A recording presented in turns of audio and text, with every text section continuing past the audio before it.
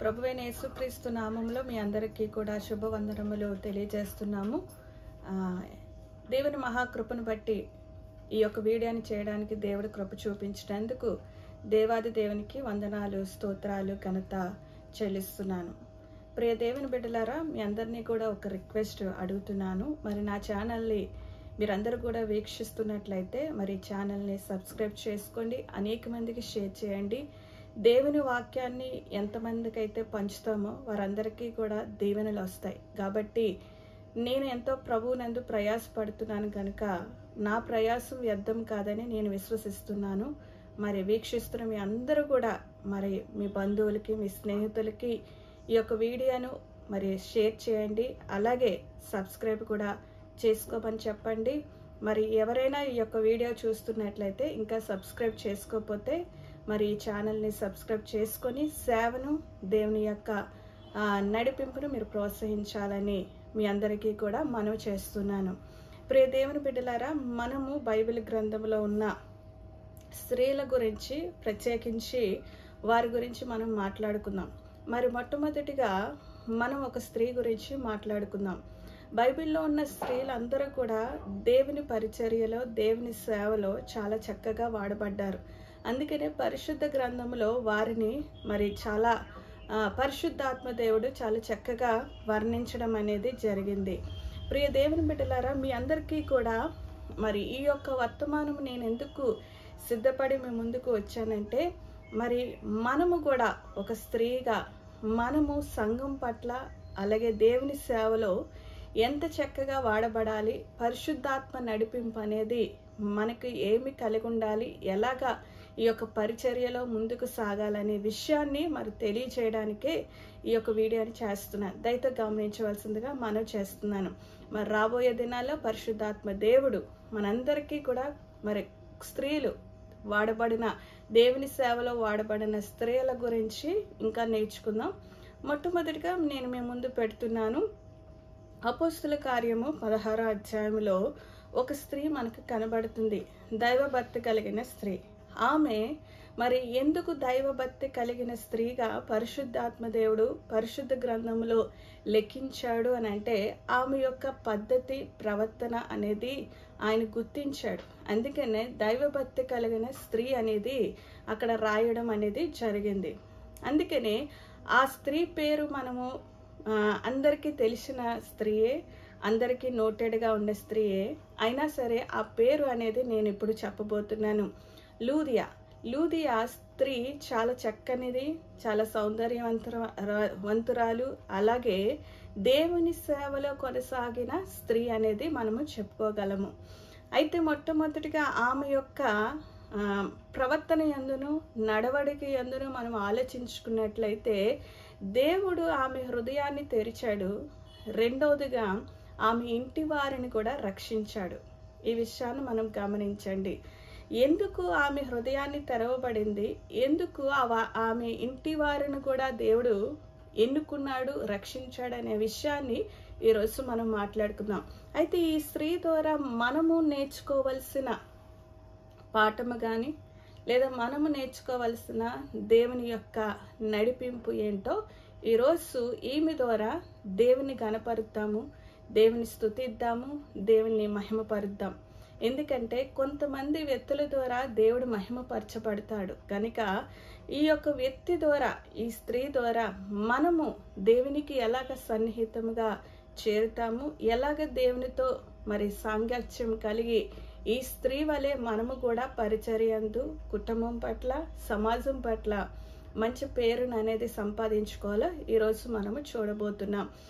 అయితే దేవుని బిడ్డలారా, అపోస్తుల కార్యము 16వ అధ్యాయము 14వ వచనము నుండి మరి 15వ వచనం వరకు ఈ స్త్రీ, అంటే ఒక 3 వచనాల్లోని ఈ స్త్రీ గురించి మనం అక్కడ చూస్తాం. ఈమె వ్యాపారం చేసుకుంది. ఈమె మంచి వ్యాపారం కలిగినది, వ్యాపారంలో రానిచ్చినది, జ్ఞానవంతురాలు అయి ఉంటుంది. తర్వాత ఆమె చాలా చురుకైనదే అయి ఉంటుంది. ఎందుకంటే వ్యాపారం చేసిన వాళ్ళు చాలా చురుకుగా ఉంటారు, చాలా తెలివిగా ఉంటారు, చాలా మెలకు కలిగి నడిచేవారు అనేది మనము అర్థం చేసుకోవాలి. ఈ స్త్రీ మరి ఆ యొక్క వ్యాపారం బట్టి ఆమె ఒక పొడిని, మరి ఊదా రంగు పొడిని అమ్మడానికి ఒక ఊరికి వచ్చింది. ఆ ఊరికి మరి అపోస్తుడైన పౌలు అక్కడికి రావడం అనేది జరుగుతుంది. అపోస్తుడైన పౌలు ఒక దేశానికి వెళ్ళబోయి పరిశుద్ధాత్మతో నడిపింపబడి ఈ దేశానికి రావడం జరిగింది. అంటే పరిశుద్ధాత్ముడు అక్కడ ఈమె యొక్క రక్షణ అనేది ఆయన చూస్తున్నాడు. ఆమె అంటే మనుషులు ఎరగక మునిపే, మనుషులు సువార్త అనేది తెలియక ముందే దేవుడు ఆమెను ఎన్నుకున్నాడనేది మనం గమనించాలి. ఎందుకంటే మనం సువార్తకి వెళ్తుంటాం, ఒక్కొక్క గ్రామానికి, ఒక్కొక్క ఇంటికి.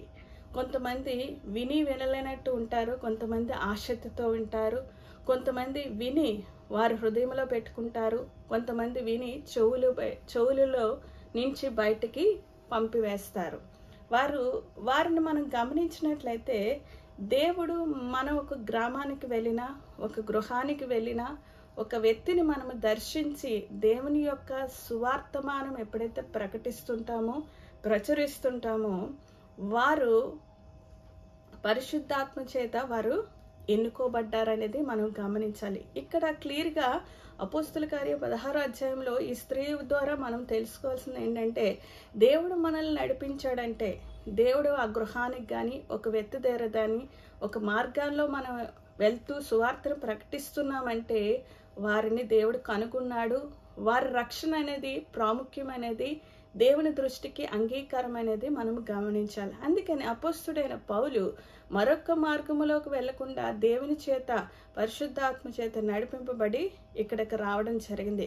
ఇక్కడ కొంతమంది స్త్రీలు కూడుకొని ఉంటుండగా ఆ కూడుకున్న స్త్రీలలో ఈ యొక్క లూదియా మరి పౌలు చెప్పిన మాటలు వింటూ ఉంది. పౌలు చెప్పిన మాటలు సువార్తమానము. మరి పౌలు యేసు ప్రభు గురించి, ఆయన రాజ్యం గురించి, ఆయన సిలువ గురించి, మరణం గురించి ప్రచురం చేస్తుండగా ఈ స్త్రీ భయము భక్తి కలిగి మరి వింటుండగా దేవుడు ఆమె హృదయాన్ని తెరిచాడు. ఈరోజు మనము దేవుని వాక్యం చదువుతున్న మనము ఏ విధముగా మరి చదువుతున్నాము, ఏ విధంగా వింటున్నాము, ఏ విధంగా దాన్ని అంగీకరిస్తున్నామో ఒక్కసారి మనం పరిశీలన చేసుకోవాలి. దేవుడు ప్రతిదీ కూడా గుర్తిస్తాడండి, ప్రతిదీ కూడా చూస్తాడు. మనము సంఘానికి వెళ్ళి ఏం వింటున్నాము, లేకపోతే సంఘము దగ్గర ఏం నేర్చుకుంటున్నాము అనేది దేవుడు ప్రతిదీ కూడా గమనిస్తూ ఉంటాడు. కాబట్టి ఈరోజు ఈ స్త్రీ ద్వారా మనకి తెలియపరిచిన ఆ యొక్క మాట ఏంటంటే, దేవుడు ఎవరైతే ఆసక్తితో ఆయన మాటలు వింటారో, ఆసక్తితో ఎవరైతే ఆయనను కనుగొంటారో, భయము భక్తితో ఎవరైతే ఆయన్ని వెతుకుతారో వారి హృదయాలు తెరవబడతాయనే విషయాన్ని మనం ఇక్కడ స్పష్టంగా చూడగలుగుతాం.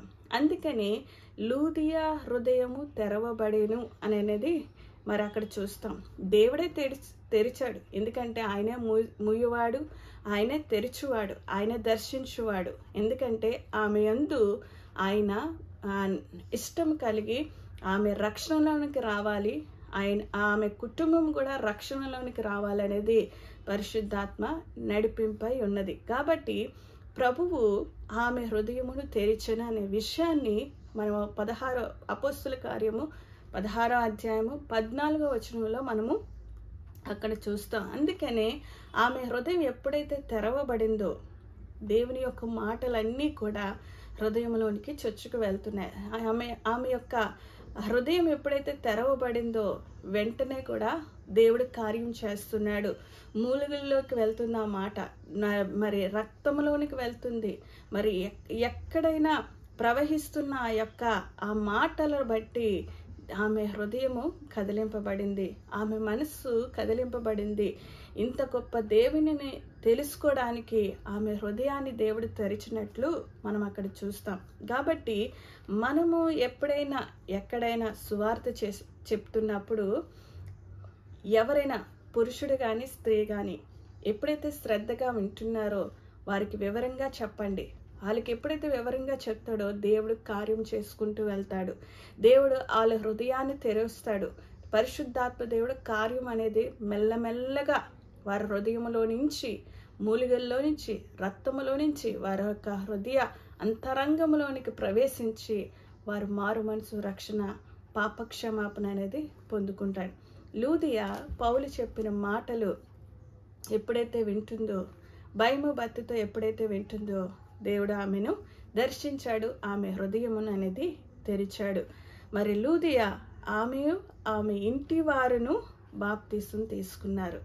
ఆమె తీసుకుంది, తర్వాత వారి ఇంటి వారు కూడా, అంటే అక్కడున్న కూడుకున్న స్త్రీలలో కానీ, లేకపోతే అక్కడున్న ప్రదేశంలో ఉన్న వారి కుటుంబ సభ్యులందరూ కూడా, అక్కడ కుటుంబ సభ్యులు ఎంతమంది అయితే ఉన్నారో ప్రభువుని అంగీకరించారు, హృదయపూర్వకంగా ఆహ్వానించారు, మారు మనసు పొందారు, పాప క్షమాపణ పొందారు. బాప్తీసము పౌలు చేత ఇవ్వబడడం అనేది జరిగింది. కాబట్టి ఇది వెంటనే అది అలాగా జరుపుకుంటూ పరిశుద్ధాత్మ దేవుడు కార్యం జరిగించాడు. ఒక స్త్రీ ద్వారా వారి కుటుంబం రక్షింపబడింది.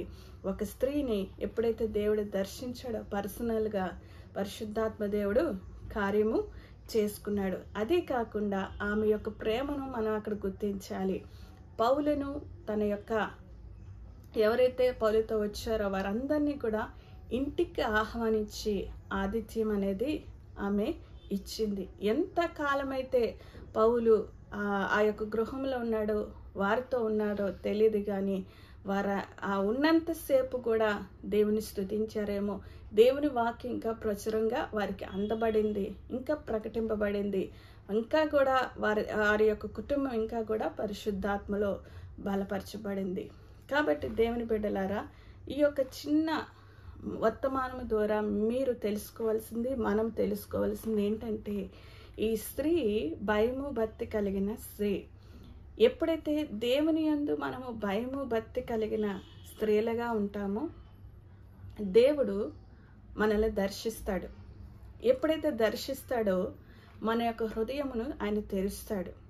ఎప్పుడైతే హృదయం తెరవబడుతుందో ఆయన మన అంతరంగంలో పరిశుద్ధాత్మ దేవుడు కార్యమును జరిగించి మనము మన ఇంటి వారిని కూడా రక్షణలో నడిపించడానికి మరి ఆయన కార్యం జరిగిస్తాడు. ఒకవేళ నీవు భయము భక్తి కలిగి జీవిస్తున్నట్లయితే దేవుని యొక్క వాక్యము శ్రద్ధగా విని చదివినప్పుడు మీ హృదయాన్ని తెరుస్తాడు దేవుడు.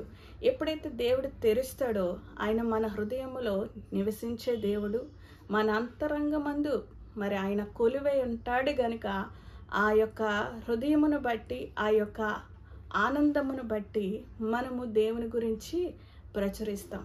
ఎప్పుడైతే మీరు ప్రకటిస్తారో, దేవుని యందు భయము భక్తి కలిగి ఉంటారో, ఎప్పుడైతే ఆయన యొక్క హృదయం మీకు తెరవబడిందో, ఆ యొక్క తెరవబడిన హృదయముతో దేవుని గురించి నిలబడతారు, ప్రకటిస్తారు.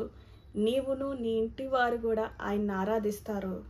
ఆయన రక్షణలోనికి నీ ఇంటి వారిని రప్పిస్తావు. అదే కాకుండా అనేక మంది స్త్రీలను దేవుని దగ్గరికి నడిపించే ఆ కృపను దేవుడు మీకు అనుగ్రహిస్తాడు. కాబట్టి లూదియా ద్వారా మనం నేర్చుకోవాల్సిన పాఠము చిన్న పాఠమై, దేవుని యందు భయభక్తులు కలిగి ఉండాలి.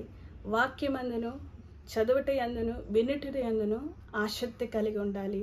అప్పుడు దేవుడు హృదయాన్ని తెరుస్తాడు. ఎప్పుడైతే హృదయం తెరవబడుతుందో, ఒకవేళ నీ యొక్క ఇంటిలో ఎవరైనా రక్షణ లేకుండా ఉన్నట్లయితే నీ ద్వారా వారి రక్షణలోనికి వస్తారు. ఒకవేళ ఇంటి వారందరూ కూడా రక్షింపబడి దేవుని యందు ఉన్నట్లయితే వారు ఇంటి వారందరూ కూడా దేవుణ్ణి ఆరాధిస్తారు.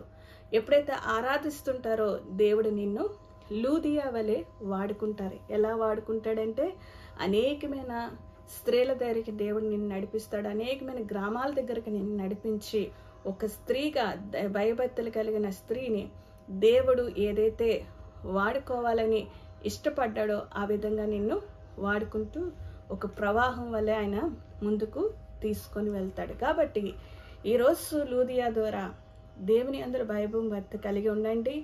నీ ఇంటి వారిని నీవు రక్షించుకోండి. నీ ప్రజలను నువ్వు రక్షించి దేవునికి దగ్గరికి తీసుకురండి. అదే కాకుండా మీ హృదయం ఎప్పుడు కూడా వాక్యంతో నింపబడి ఉండాలి. మీ హృదయాన్ని తెరవండి.